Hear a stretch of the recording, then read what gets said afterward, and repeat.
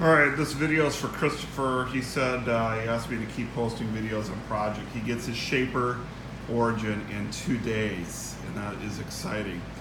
The only problem with it, Christopher, is you're not going to want to go to work. So here's a project I'm working on, something I've wanted to do for a long time, and that's take a logo that I had a graphic designer build or create and make a sign out of it. And I would not advise this for Project 3. It is a ton of pocketing and my back is killing me. In addition, I made a major mistake and I've recovered adequately well. I went in, there was a little bit of, in this portion of the graphic, there's a little line here. And when I took it into Inkscape, I didn't delete it. So when I laid it down, you can kind of see the remnants of it here. I have to do some more chiseling here. Right here. So I thought I'd be all smart in the Shaper Origin and delete that. Well, when I did it, it was part of the whole design. And the whole design deleted off the workspace. And this is early in the project. And I thought I was screwed. And I could have started over, but I at that point I knew this was going to be a lot more work than I ever anticipated, and I didn't want to start over. So what I did is I carefully, and it took me probably 2 dozen times, replaced it on this in the workspace. And there was just absolutely no way I could get it perfect. So you can see here, this is how close I am. You can see that little bit of shadow line here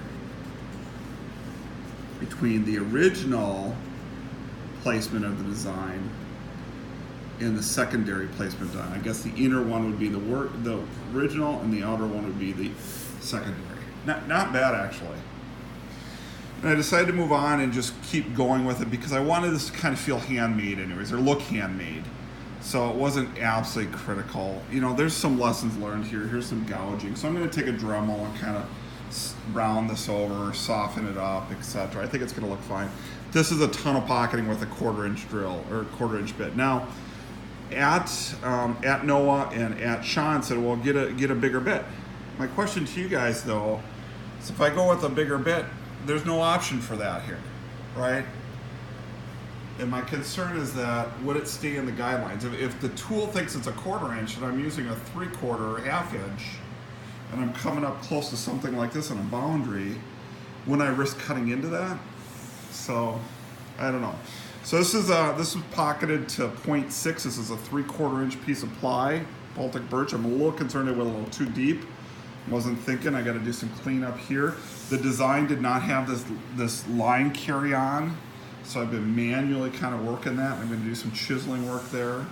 And then here I'm only gonna go down a 1/4 inch. So this will be the main part, obviously, and that will attach to the wall. This will all get a cutout. Obviously, this stuff goes away. I'll do a plunge cut all the way through with the Shaper, and this will all fall away. So this will look very thin, and then this will be the main sign. One thing I'm thinking about doing is applying another 3/4 inch board to the back of this, and then attaching some LED lights so it illuminates from the back in the shop. I don't have an outlet up by there, but I found a battery-powered LED strip, and it'll last for about 15 hours and change color. So I might just tinker with that. After I get done pocketing all this, I gotta figure out how do I wanna paint it. Like, I think this should be gray, like a saw blade. And then I gotta figure out what to do here. I'll paint this, and then I'll sand the letters off, and they'll pop then, right, with the natural tone. So that is a project I'm working on. I'm off tomorrow. It's a company holiday, so I'll keep messing with this. I thought I'd get further, but there's just no way. So probably a couple more weekends, I would guess. I think tomorrow I'll get through most of the pocketing, and then maybe even be able to cut through it. And then I got to come up with this, soften it up and do the paint, etc. on it. So there you go, Christopher. You're gonna like the machine. I can tell you that. I've really enjoyed it thus far. So have fun come Tuesday.